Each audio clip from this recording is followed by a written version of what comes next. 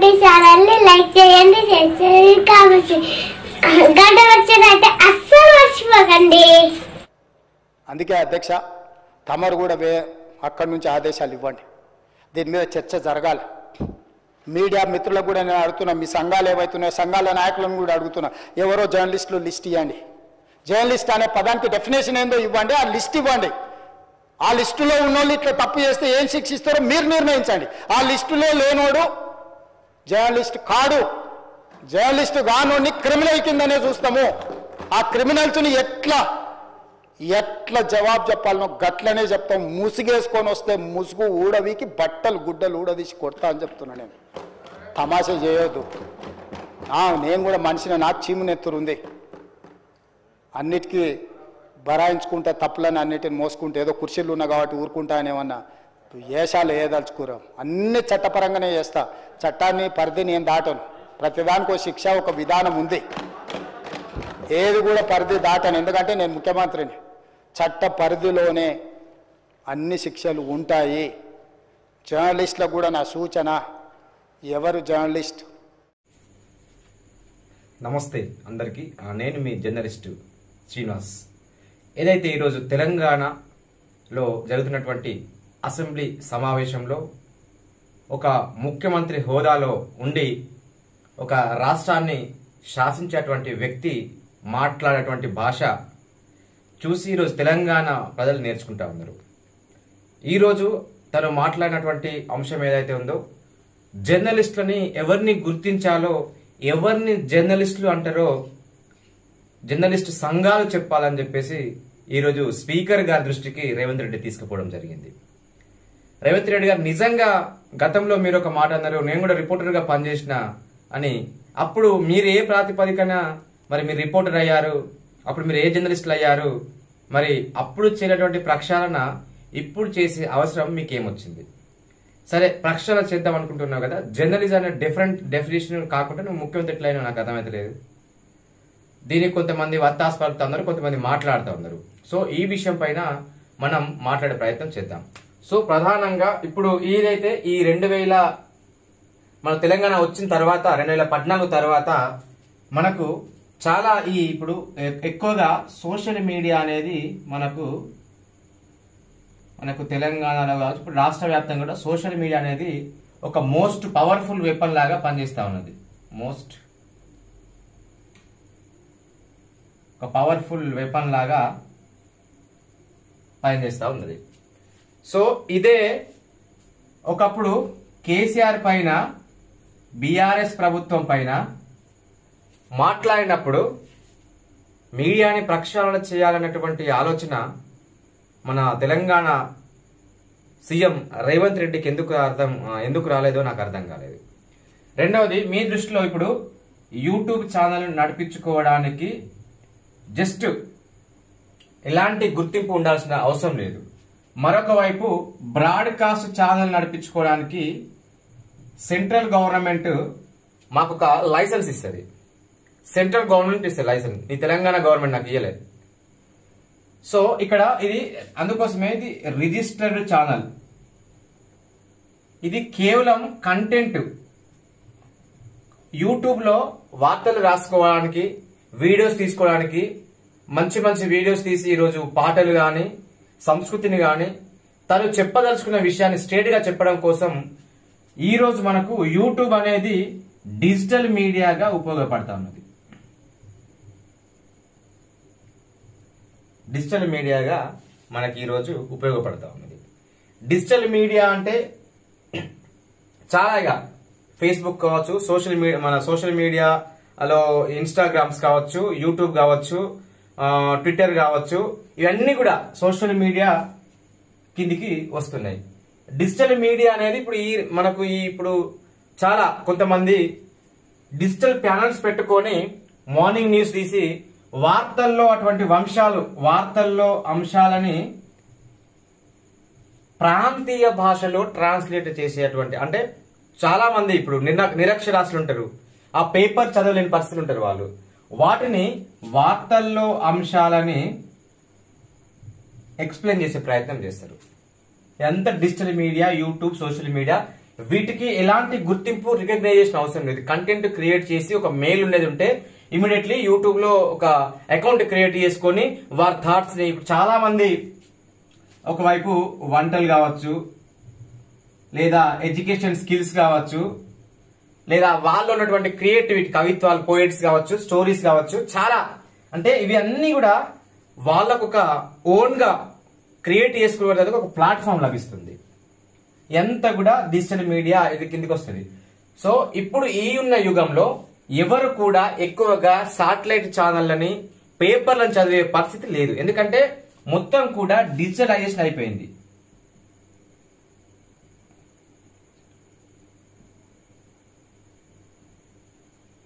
Digitalisation అయిపోయింది అంటే ఈ రోజు ఫోన్ అనేది అరచేతిలో స్వర్గం అయిపోయింది. నిజంగా చెప్తున్నా రేవంత్ రెడ్డి గారు, మీరు పొద్దున లేస్తే పేపర్ చదువుతున్నారా నాకు చెప్పండి. 100కు 90% మంది ఈ రోజులలో పేపర్ చదవట్లేదు. మార్నింగ్ ఆఫీస్కి వెళ్తూ పోయే క్రమంలో ఫోన్లో ఓపెన్ చేయాలి, ఈ పేపర్ కొట్టాలి, చాలా చదవాలి. ఈనాడు పేపర్లు ఏముంది, ఆంధ్రజ్యోతి పేపర్లు ఏమున్నది, ఇలా చాలా మంచి మంచి పేపర్లు బయటకు వస్తా ఉన్నాయి. సో అట్లా వాటన్నిటి కూడా పేపర్ వాళ్లకు RNI లేదా బ్రాడ్కాస్ట్ ఛానల్ వాళ్లకు ప్రైవేట్ లిమిటెడ్, వీళ్ళకి ఒక రిజిస్ట్రేషన్ నంబర్ ఇస్తా ఉంటది. అని తెలుసుకోండి, మీరు అందరూ కూడా ఒక ముఖ్యమంత్రి హోదాలో ఉన్నారు. మీరు అరక్షణంలో మీ ఆఫీసర్లో పంపించుకొని తెలుసుకునే లెక్కలు మీ దగ్గర ఉంటాయి. సో ఇట్లా ఒకవైపు ఇవి అన్ని లేని కాలాలలో మనకు డైరెక్ట్ గా అప్పుడు శాటిలైట్ తోటి మనకు ఛానల్స్ వచ్చేది. ఇప్పుడు శాటిలైట్ అనేది ప్రతి ఒక్కరు చేసుకునేటువంటి పరిస్థితి ఉన్నది కాబట్టి, ప్రతి ఒక్కరు కూడా రిజిస్ట్రేషన్ ద్వారా ఇప్పుడు చాలా మంది కూడా యూట్యూబ్ ఛానల్ చూస్తారు కాబట్టి ఫోన్లు వాడుతున్నారు. ఇంటికి 4 ఫోన్లు ఉన్నాయి. ఎవరి ఇళ్లలో కూడా పేరుకే ₹1,00,000 టీ ఉంటుంది, కానీ ఆ టీ ఎవరు చూడట్లేదు. ఎందుకంటే అవి టైం పంక్చువాలిటీ ప్రకారం వచ్చేటి ఆ టైంకి మనం ఇంట్లో ఉండం. అంటే సౌలభ్యం కొరకు మనకు వచ్చినటువంటి ఏదైతే ఇప్పుడు మన సౌకర్యాల కోసం, వీటన్నిటి కోసం మన యొక్క సౌకర్యం అది తొందరగా మన సమావేశాన్ని చేరుకోవడానికి డిజిటల్ మీడియా, సోషల్ మీడియా అనేది అతి వేగంగా పనిచేస్తా ఉన్నది. ఫ్యాక్షన్ ఆఫ్ సెకండ్స్ లలో ఎక్కడో ఢిల్లీలో జరిగిన సంఘటన ఈరోజు మారుమూల ప్రాంతం వరకు, మారుమూల ప్రాంతంలో జరిగిన ఇవాళ సంఘటన ఢిల్లీ వరకు వెంటనే తెలుస్తా ఉన్నది. ఎంత సోషల్ మీడియా వాడినప్పటికీ ఆ వచ్చే మరి సమాచారం ఎంత స్ప్రెడ్ అవుతుంది కదా. మరి ప్రభుత్వం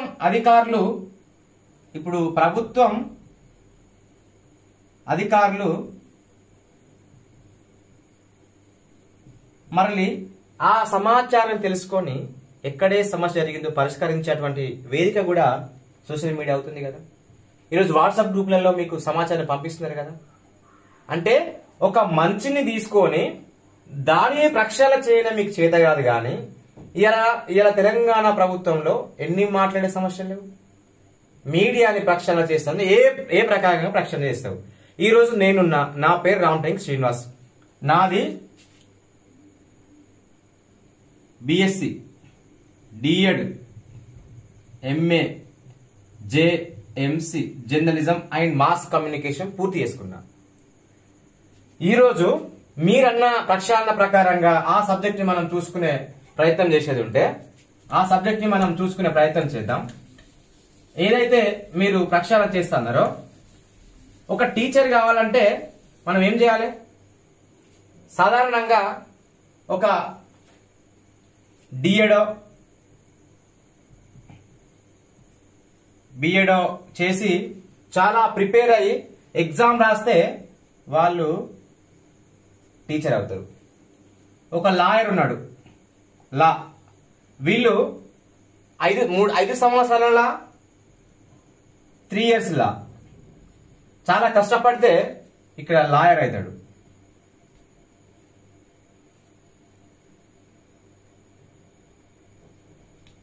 అవుతాడు.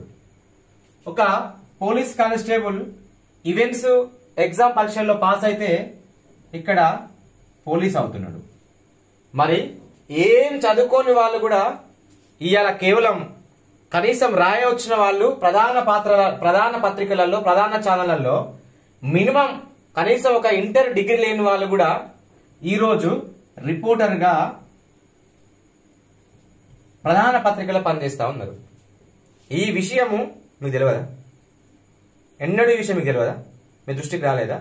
మీరు గతంలో రిపోర్టర్గా పనిచేసిన అందరు కదా. మరి ఒక జర్నలిజం అండ్ మాస్ కమ్యూనికేషన్ చదువుకున్నటువంటి మాలాంటి యువకులకి మీ ప్రభుత్వం ఏం చేస్తుంది?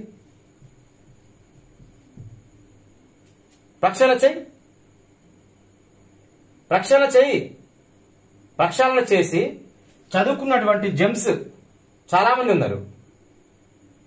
సరే, మరి వీళ్ళందరికీ కూడా ఎట్లా రికగ్నైజేషన్ అంటే వీళ్ళకంతా రిజిస్ట్రేషన్స్ ఉంటాయి. వీళ్ళంతా కూడా ఆ ప్రకారంగా ఏమైనా లోన్స్ ఇవ్వండి. ఈరోజు జర్నలిస్టుల పేరు మీద వచ్చేటువంటి ఇల్లు కావచ్చు, సంక్షేమం కావచ్చు, ఎవరి చేతుల్లో ఉన్నాయి? మళ్ళా మీ అగ్రవర్ణాల చేతుల్లో మీడియాలు ఉన్నాయి. మీడియాల కొనలు వాళ్ళు. కనీసం 10వ తరగతి పాస్ కాని కూడా ఇలా ఛానల్ పెట్టుకుని నడిపిస్తా ఉన్నాడు. ఒక ఎంఏ జర్నలిజం చదువుకొని ఒక పిహెచ్డికి ప్రిపేర్ అయ్యేటువంటి ఒక స్టూడెంట్, ఇట్లాంటి వాళ్ళు చాలా మంది ఉంటారు. ఒక వ్యవస్థ ప్రారంభమైంది అంటే అందులో కొంతమంది మంచి వాళ్ళు ఉంటారు, కొంతమంది చెడ్డ వాళ్ళు ఉంటారు. ఈరోజు మీ రాజకీయాలలో అందరు మంచి వాళ్ళే ఉన్నారా? మీ పైన ఎన్ని అభియోగాలు ఉన్నాయో ఒకసారి మీరు పునర్విమర్శన చేసుకోవాలి. మీ పైన చాలా అభియోగాలు ఉన్నాయి. ఈరోజు మీరు సీఎం కాబట్టి నేను మాట్లాడలేకపోతున్నా. ఈరోజు మీరు ఒక మాట మాట్లాడింది ఇవాళ, ప్రతి ఒక్కరిని బట్టలూడి కొడతా అన్నారు. ఆల్రెడీ నీ ప్రభుత్వ పరిపాలనలో ఎమ్మెల్సీ ఎన్నికలలో నీ సగం బట్టలు పోయినాయి. నెక్స్ట్ స్థానిక ఎన్నికలలో ఆయంత బట్టలు ఉంటే లేదో చూసుకో. ఇలా కులగణన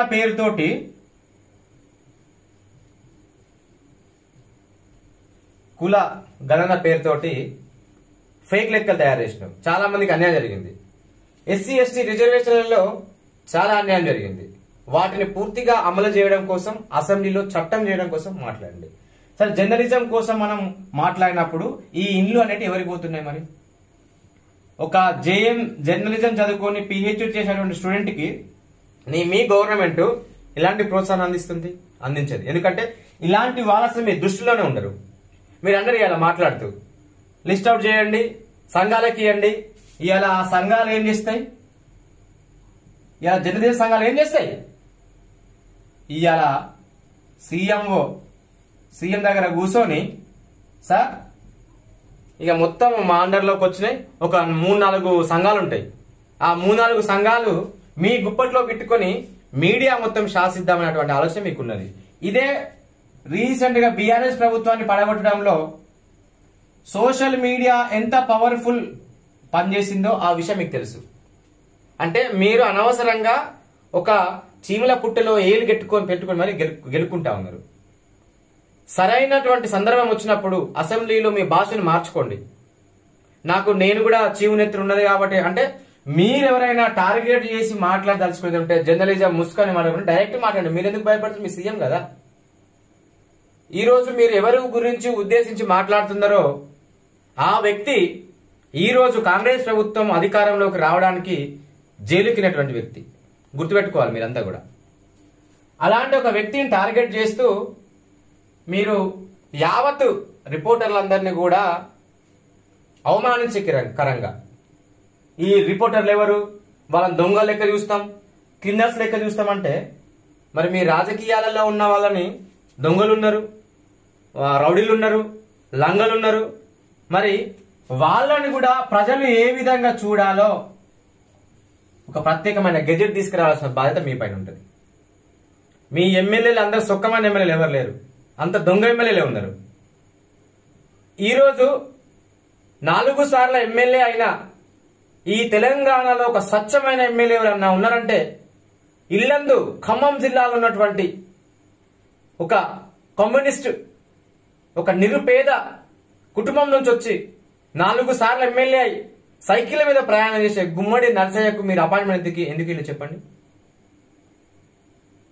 రెండవది, మీరు మీడియాని ప్రక్షాళన చేస్తా అన్నప్పుడు మీరు దృష్టిలో పెట్టుకోవాల్సిన విషయాలు ఏంటిది అంటే, ఒక మీడియా, నేను ఇందాక చెప్పినట్టుగా ఒక టీచర్ కావాలంటే ఒక డిఏడో బీఏడో చదవాలి, ఒక పోలీస్ కావాలంటే ఈవెంట్స్.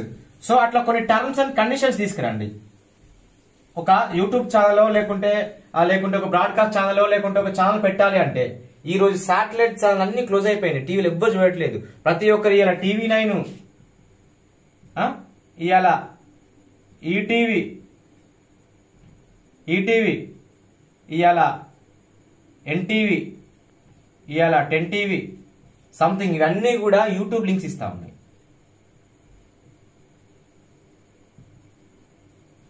ఎందుకు ఇస్తున్నాయి? యూట్యూబ్ లింక్స్ ద్వారా, యూట్యూబ్ ద్వారా కూడా మనీ ఎర్నింగ్ చేసేటువంటి ఒక అవకాశం కూడా ఉంది. కొంతమంది రిపోర్టర్లు చేయబట్టి కొంతమంది ఎవరో కొంత అక్రమాలకు పాల్పడుతున్నారు, వాస్తవమే. మీ రాజకీయాల్లో సొక్కపైదలు ఎవరు లేరు కదా, మీ రాజకీయాల్లో దొంగలు ఉన్నారు కదా, అంత మాత్రాన అందరు దొంగలు అవుతారా? అట్లాంటి వాటిని మీరు గుర్తించాలి, వాటిని గుర్తించి వాళ్ళపైన చర్యలు తీసుకోవాలి. కానీ ఒక ఛానల్, ఆ ఛానల్ మీ గుప్పిట్లోనే ఉంటాయి, యాడ్స్ వాళ్ళకే ఇస్తారు మీరు. అంటే ఒక గుర్తింపు రావాలంటే మరి మాలాంటి జర్నలిజం చదువుకున్న వాళ్ళేమో ఈరోజు అట్టడుగున పడిపోతా ఉన్నారు. ఇలా 10వ తరగతి పాస్ కానటువంటి ప్రధాన మీడియాలో పనిచేసే వాళ్ళు కూడా ఈరోజు బిల్డింగ్ల మీద బిల్డింగ్ కట్టారు. మరి ఇవన్నీ వాళ్ళ డబ్బులు ఎక్కడి? మీకు తెలియదా? ప్రధాన మీడియాలో పనిచేసే వాళ్ళు మాకంటే గొప్పగా ఏం రాస్తున్నారు? వాళ్ళు రాయరు. డిజిటల్ మీడియా వచ్చిన తర్వాత ఇవాళ ఎవరికి వాళ్ళే హీరోలు అయిపోయారు. ఇవాళ ఎవరి కోసం పట్టించుకునే రోజులు లేవు. ఇలా నాకు బాగా సంతోషం వచ్చినా ఏమొచ్చినా కూడా వాట్సాప్ స్టేటస్లలో, ఫేస్బుక్లలో, ఇన్స్టాగ్రామ్ లో రీల్స్ చేసుకుంటా ఆనందంగా హ్యాపీగా, మంచికి వాడుకుంటే మంచి, చెడుకు వాడుకుంటే చెడు. ప్రతి దాంట్లో మంచి ఉంటది, చెడు ఉంటది. రాజకీయ నాయకులు మంచి వాళ్ళు, చెడు వాళ్ళు ఉన్నారు. ఇలా జర్నలిస్టులు చెడ్డ వాళ్ళు, మంచి వాళ్ళు ఉన్నారు. అది గుర్తించి పనిచేయాల్సిన బాధ్యత ప్రభుత్వం పైన ఉంటది. మీరే ఒక సీఎం అయి ఉండి చట్టాన్ని తీసుకురండి. ఒక ఛానల్ నిర్వాహకులు ఛానల్ పెట్టాలి అంటే మొదటగా జర్నలిజం చదివి ఉండాలి. వాళ్ళకు trade plus private limited plus వాళ్ళకి ఇన్సూరెన్స్, కంపెనీ, ఆఫీస్ స్టాఫ్, ఇవన్నీ ఈరోజు చాలా తక్కువ కాస్ట్లలో మార్కెట్లో దొరుకుతా ఉన్నాయి. వాళ్ళు ఛానల్స్ నడిపించేటువంటి పరిస్థితి ఈరోజు యూట్యూబ్ ఛానల్సే పెద్ద బ్రేకింగ్ న్యూస్ గా చేస్తా ఉన్నారు. అంటే మనకు ఆ సోషల్ మీడియా, అది మనకు వచ్చినటువంటి టెక్నాలజీ అందరికీ కూడా మనకు ఒక అస్త్రంలాగా పనిచేస్తా ఉన్నది. దాన్ని వినియోగించుకొని ఈరోజు అన్ని దేశాల ప్రజలు, అన్ని రాష్ట్రాల ప్రజలు డెవలప్మెంట్ అయితే, ఇవాళ మన రాష్ట్ర సీఎంకు ఎలాంటి టాపిక్ లేనట్లు ఇవాళ మీరు ఇవి చేయండి. ఎన్ని ఛానళ్లకు ఎన్ని ఛానళ్లలో ఎంఏ జర్నలిజం చదివిన వాళ్ళు చూద్దాం. అప్పుడు ప్రక్షాళన అవుతుంది. మీకు దమ్ముంటే మీరు నిజంగా ఒక తెలంగాణకి మంచి సీఎం అవ్వాలనుకునేటప్పుడు ఫస్ట్ మీడియాని ప్రక్షాళన చేసిన తర్వాత నంబర్ 2 మీ పాలిటిక్స్ ని, మీ రాజకీయాన్ని ప్రక్షాళన చేయండి. మీ రాజకీయాన్ని ఎలా ప్రక్షాళన చేస్తారు అంటే 4 కోట్ల కన్నా ఎమ్మెల్యేగా అభ్యర్థి 4 కోట్లు, 40 కోట్లు, 100 కోట్లు, 100 కోట్లు ఖర్చు చేస్తా ఉన్నారు. వీళ్ళు తయారు చేయండి ఇట్లాంటి వాళ్ళు లిస్ట్ అని, ఇలా ప్రక్షాళన చేయండి. ఇలా మీరే తీసుకుంటారు పైసలు టికెట్ వేయడం కోసం, ₹1 కోటి సర్దుబట్టుకుని మీ దగ్గరికి వస్తా ఉన్నారు వాళ్ళు. ఇలా ఒక జడ్పీటీసీ టికెట్ కావాలంటే ఇవాళ 10 లక్షల టికెట్, 10 లక్షల పైసలు ఇచ్చాను. ఇది అంతా వాస్తవం కాదా? కప్పి చెప్తే కవిత్వమట, విప్పి చెప్పేది ఉంటే నిజమట. చెప్పిండు కాలేజీలో ఎప్పుడో. కప్పి చెప్తే కవిత్వం. ఈ ప్రధాన మీడియాలు ఇవాళ మీరు చేసేటువంటి కుంభకోణాలను కప్పి పుచ్చి మీ పదవులను కాపాడుతా ఉన్నాయి. ఇవాళ సోషల్ మీడియాల మీ బట్టలు ఉడదీసి వాస్తవాలు మాట్లాడుతున్నారు, ఒక సామాన్యుడు మాట్లాడుతున్నారు. కాబట్టి సామాన్యుని గొంతు నొక్కనటువంటి ఒక ఆలోచనతో మీడియాని పక్షాలు చేయాలనే చెప్పండి ఒక అగ్రవర్ణ కుట్ర మీ మెదడులో మెసులుతా ఉన్నది. ఎందుకంటే ఈరోజు సోషల్ మీడియా వల్ల నిన్నగాక మొన్న ఒక రేవతి అనేటువంటి ఒక జర్నలిస్ట్ ని అరెస్ట్ చేసిండ్రు. దానికి ఏదైనా కారణాలు కావచ్చు, సంథింగ్ అది వేరే ఒక పార్టీ వాళ్ళు ఇది చేసిండ్రు అది చేసిండ్రని అవన్నీ పక్కన పెట్టేది ఉంటే, ఒక పవర్ లో ఉన్నటువంటి ఒక రాజకీయ నాయకుడిని అరెస్ట్ చేయడానికి ఎంతో మంది మీ క్యాడర్ పనిచేస్తుంది. ఇలా ఇండిపెండెంట్ జర్నలిస్టులని ఎక్కడ పడితే అక్కడ మఫ్తీలో వచ్చి పోలీసులు ఎత్తుకోపోతా ఉన్నారు. అసలు ఈ తెలంగాణలో టాప్ కేసులు అయ్యేటువంటి ఏదైనా వ్యవస్థ ఉన్నది అంటే అది టాప్ వన్ లో మరి రిపోర్టర్లు ఉన్నారు. ఎందుకు? ఏం చేస్తున్నారు రిపోర్టర్లు? కొంతమంది అక్రమాలకు పాల్పడుతున్నారు, కొంతమంది ఏదో సంథింగ్. బట్ అవన్నీ కూడా ఒక సామాన్యమైనటువంటి వాటిని ఆ విషయాలు కావచ్చు, వాళ్ళ సంస్థలు కావచ్చు, సంథింగ్ ఏదో అవన్నీ కొంతమంది చేసేటువంటి అక్రమాల వల్ల మిగతా జర్నలిస్టులకు వస్తుంది. మరి ప్రధాన మీడియాలో ఉన్న వాళ్ళు చేయట్లేదా అంటే, ఆ ప్రధాన మీడియా వాళ్ళ పేరు చెప్తేనే వాళ్ళు డబ్బులు ఇస్తున్నారు. ఇస్తలేరా? మీరు చెప్పండి, మీ గుండె మీద చేసుకొని చెప్పండి. మీరు ఎంతమందికి యాడ్స్ ఇవ్వట్లేదు? మీ సీఎంఓ నుంచి, మీ మంత్రి, మీ కార్యాలయం నుంచి. ఇలా పండగ వచ్చిందంటే, ఇలా మీద ఒక వార్త చూసిన, పండగ వచ్చిందంటే పెద్ద పెద్ద బొమ్మలు చేతులు ఊపుకుంటూ మీరు చేసిన పథకాలు, ఆ పథకాలలో సరిగా అమలైనటువంటి విషయాలు ఏవి లేవు. మీరు ప్రక్షాళన చేసే ముందు తెలంగాణకు మీరు ఇచ్చినటువంటి ఆ హామీలలో ఎన్ని అమలు చేశారో ఒక శ్వేతపత్రాన్ని రిలీజ్ చేయండి. ఒక శ్వేతపత్రాన్ని రిలీజ్ చేయండి. ఇలా మహిళలకు కళ్యాణ లక్ష్మి కింద తులం బంగారం ఇస్తామన్నారు.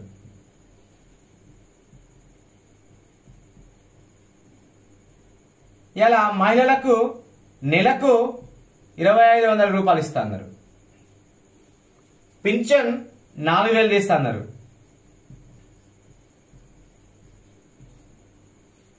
రెండవది రేషన్ కార్డులు ఇస్తా అన్నారు.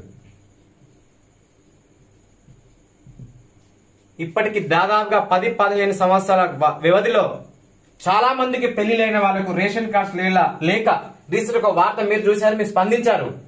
ఒక చదువుకున్నటువంటి చిన్న ఒక 2-3 తరగతి చదువుకునే ఒక అమ్మాయికి రేషన్ కార్డు లేదు, ఆధార్ కార్డు లేదు అనే ఒక ఉద్దేశంతో స్కూల్లో వాళ్ళ పాప యొక్క పేరు రిజెక్ట్ చేస్తే ఒక కారు పైన పేపర్లో చెత్త కుప్పలు దొరికిన దాన్ని అక్షరాలు దిద్దే చిత్రం, దానిపై మీరు స్పందించమని చెప్పి ఈరోజు మీరు మాట్లాడారు. అంటే రేషన్ కార్డు ఇవ్వండి. ఒకవైపు యూత్ కి, కాలేజ్ కి సంబంధించిన ఉమెన్స్ కి ఎలక్ట్రికల్ స్కూటీస్ ఇస్తా అన్నారు, మర్చిపోయినారు. మరొక వైపు యూత్ కి స్కిల్ యూనివర్సిటీ తీసుకొస్తున్నారు, అది రాలేదు. మరొక వైపు నోటిఫికేషన్ అన్నారు, సగం నోటిఫికేషన్ భర్తీ చేసిన సంతోషం. ఎందుకంటే ఈ విషయాన్ని మాత్రం మెచ్చుకోవాల్సిన విషయమే. మీరు వచ్చి రాగానే కొంతమందికి అయితే చాలా మందికి ఉద్యోగాలు వచ్చినాయి. ఉద్యోగాలు వచ్చిన వాళ్ళు ఉద్యోగాలు చేసుకుంటే హ్యాపీగా ఉంటారు. మరికొన్ని ఉద్యోగాలు క్రియేట్ చేయండి. అసలు ఆఫీసర్లలో ఉన్నటువంటి ఆఫీసర్స్ మీ రాజకీయ నాయకుల అండదండలతోటి వీళ్ళు చేసేటువంటి అక్రమాలకు రాజకీయ నాయకులు వత్తాసు పలుకుతా ఉన్నారు. రాజకీయ నాయకుల యొక్క అండదండలతో వీళ్ళు ఇష్టం ఉన్నట్లు ఆడిస్తా ఉన్నారు.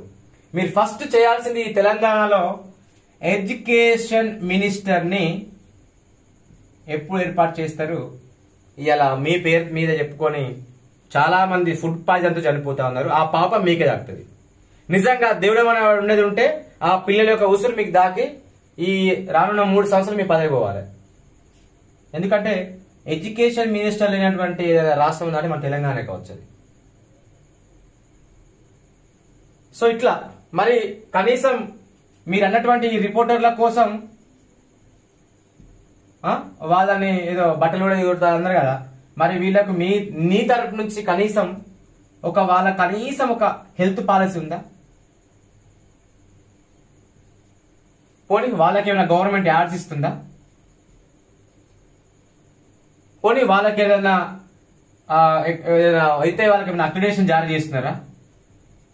ఇలా అక్రిడేషన్స్ అనేటి అగ్రవర్ణాల మీర చేతుల్లో పెట్టుకొని ఇలా అమ్ముకుంటున్నారు. అంటే అక్కడ బానిసగా పనిచేసే వాళ్ళకి అక్రిడేషన్స్ వస్తా ఉన్నాయి. ఇక ఈ సాధారణమైన రిపోర్టర్లు అసలు ఎలాంటిది ఏం లేకుండా పనిచేసి సమాజంలో పనిచేస్తా ఉన్నారు, ప్రభుత్వానికి వారధిగా పనిచేస్తా ఉన్నారు. ఇంతమంది వ్యవస్థ ఉన్నది కాబట్టి ఈరోజు కాంగ్రెస్ ప్రభుత్వం పాతాలకి తొక్కబడింది. ఈరోజు కేసీఆర్ చేసిన తప్పిదాల వల్ల ఇలా కాంగ్రెస్ కి ఎలాంటి హైప్ లేకున్నా ఖచ్చితంగా గుడ్డిగా కళ్ళు మూసి మీకు ఓటేసిన విషయం మీకు తెలుసా విషయం. ఈరోజు మీరు గెలిచి మరి మీ బల్బును చూపెడతా ఉన్నారు. ఇవాళ చూపెట్టండి, ఎన్ని రోజులు చూపిస్తారో. ఖచ్చితంగా కూడా ఈ అన్ని అంశాలు మీ భాష కావచ్చు, మీ పరిపాలనా విధానాన్ని, ఈ అన్ని స్కీమ్స్ ఇవన్నీ కూడా మీరు ఇస్తున్నారు కాబట్టి మరి మీరు బహిరంగంగా సభలలో ఇస్తా అని మాట్లాడినరు, ఇవ్వలేదు కదా. ఇదే ఎవిడెన్స్ కింద మీ పైన 420 బహిరంగంగా ఇచ్చింది కదా, మీ పైన కూడా కేసు నమోదు చేయొచ్చు కదా. మరి ప్రభుత్వానికి దమ్ముందా? అధికారులకు దమ్ముందా? చేయదు. ఇట్లాంటివి ఒక సామాన్యుడు ఏదైనా తప్పు చేస్తే మాత్రం ఇమీడియట్లీ కేసులు, అనుచిత వాక్యాలు చేసిండని. ఇలా రేవతిని అరెస్ట్ చేసిండు, ఆమె తీసుకుపోయి మైక్ పెట్టింది, మైక్ పెడితే ప్రజలు మాట్లాడిండు. ఆ ప్రజలు మాట్లాడిన దానికి ఆమె మాట్లాడింది అని చెప్పేసి మఫ్తీలో వచ్చి పోలీసులు అరెస్ట్ చేసిండు. అంటే ఇక్కడ ఏం రాజ్యం నడుస్తుంది? మీకంటే కూడా బ్రిటిష్ నయం.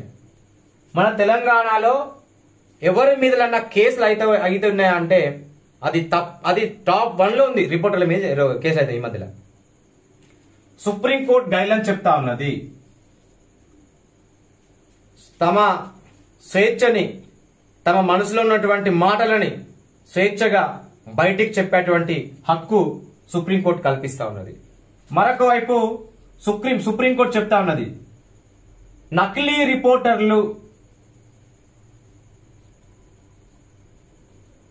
అనేటువంటి పదం అనేదే లేదు, ఇది అనద్దు, ఇది నిషేధితమైనటువంటిది అని వ్యవస్థ సుప్రీంకోర్టు చెప్తా ఉన్నది. మరొక వైపు సోషల్ మీడియాలో పోస్ట్ చేస్తే కేసు నమోదు చేస్తున్నారు చాలా మంది. ఈ మధ్యలో నిన్నగాక మొన్న కూడా ఈ రోజు ఏదో నిరసన కార్యక్రమం చేస్తే కూడా అలా బీఆర్ఎస్ కార్యకర్తను అరెస్ట్ చేసిండు. సో అవి వేరు పార్టీలు. అవన్నీ సోషల్ మీడియాలో పోస్ట్ చేస్తే కూడా తన స్వేచ్ఛ, తన మనసులో ఉన్నటువంటి ఒపీనియన్ చెప్పేటువంటి భారతదేశ పౌరుడు కాబట్టి ఉంది కాబట్టి సోషల్ మీడియాలో కూడా పోస్ట్ చేసేది ఉంటే కేసు నమోదు చేయొద్దు అని చెప్పి సుప్రీంకోర్టు గైడ్లైన్స్ చెప్తా ఉన్నది. కానీ ఈ రోజు ఎక్కడ కూడా ఏ పోలీస్ స్టేషన్ లో కూడా ఈ విషయాన్ని దృష్టిలో పెట్టుకొని చేయట్లేదు, కనీసం విచారణ చేయట్లేదు. విచారణ ఇవాళ పార్టీ అధ్యక్షుడు ఫోన్ చేసిందంటే సాయంత్రం రిపోర్టర్ మీద కేసు కావడమే. ఇది వ్యవస్థ. ప్రక్షాళన చేయదలుచుకున్నారు కాబట్టి మీరు ప్రక్షాళన చేయదలుచుకున్నందుకు నేను చాలా సంతోషంగా ఉన్నా. నిజంగా రిపోర్టర్లను ప్రక్షాళన చేయాల్సినటువంటి అవసరం వచ్చేది ఉంటే మొదటగా ప్రతి ఒక్కరు జర్నలిజం చదువుకున్న వాళ్ళకే ఇప్పుడున్నటువంటి అన్ని సంస్థల లైసెన్స్ మొత్తం రద్దు చేసి కేవలం ఒక సిస్టమ్ తయారు చేయండి, ఒక చట్టం తయారు చేయండి, ఒక యాక్ట్ ని తీసుకురండి, ఏ పరిధిలో ఉండాలి, ఎలాంటి వార్తలు రాయాలి, మరి ఏం చేయాలి, మరి దాన్ని ఎలా ఇంప్లిమెంటేషన్ చేయాలని ఒక చట్టం. ఇలా సీఎం మీరే, మేం కాదు సీఎం. ఇక్కడ మా రిపోర్టర్ల నుంచి కనీసం ఎమ్మెల్యే అభ్యర్థి లేడు, ఒక ఎమ్మెల్సీ లేదు. ఎందుకంటే మా రిపోర్టర్లంతా కూడా, మా జర్నలిస్టులు అంతా కూడా ఎండ్రకాయలు అంటారు. ఒకడు బాగుపడితే ఇంకొకడు ఓర్వాడు. అసలు చాడీలు చెప్పేదే ఎక్కువగా ప్రధాన పత్రిక వాళ్ళు. ఈ రోజు ఈ మామూలుగా యూట్యూబర్స్ మీద, బ్రాడ్కాస్ట్ ఛానల్స్ మీద ఇవన్నీ కూడా జరుగుతుంది అంటే, మరి ఇప్పుడు యూట్యూబర్స్ మీద దాడి జరుగుతుంది అంటే ఇక్కడ ఖచ్చితంగా కూడా పైన మరి ఏదైతే ఒక ప్రధాన పత్రిక రిపోర్టర్ల హస్తం 100% ఉంటుంది దాంట్లో. ఎందుకంటే ఈరోజు ప్రధాన పత్రిక మీడియా మిత్రులకు వాళ్ళ వార్త ఇవాళ పంపిస్తే రేపు వస్తుంది. అదే ఇవాళ యూట్యూబ్ కావచ్చు, డిజిటల్ మీడియా కావచ్చు, సోషల్ మీడియా కావచ్చు, ఇవన్నీ కూడా స్పాట్ ఒక సంఘటన జరిగిన 10 నుంచి 15 నిమిషాలలో అవుట్పుట్ వార్త బయటకు వస్తూ ఉంది. ఇక మరి నీ పత్రిక ఎవరు చదవాలి? ఇక్కడ వాళ్ళ పత్రికకు సంబంధించిన యాడ్స్, గవర్నమెంట్ నుంచి యాడ్స్ మిస్ అవుతా ఉన్నాయి. వాళ్ళ పబ్లిక్ వాళ్ళకు జరిగేటువంటి సర్క్యులేషన్ తగ్గుతా ఉంది. వాళ్ళ పేపర్ని చూసేటోడు ఎవరు లేడు, వాళ్ళ ఛానల్ చూసేటోడు లేడు. ఇవాళ ఎన్నికలు వచ్చిందంటే ప్రధాన పత్రికలు నా వాటా ఎంత, నేనేం చేయాలి, వాటా ఎంత, చాలా రేపటి నుంచి జోకుడేగా, ఇటో కిలో. సో ఈ జోకే క్రమంలోనే ప్రధాన పత్రికలకు ధీటుగా వచ్చిందే డిజిటల్ మీడియా.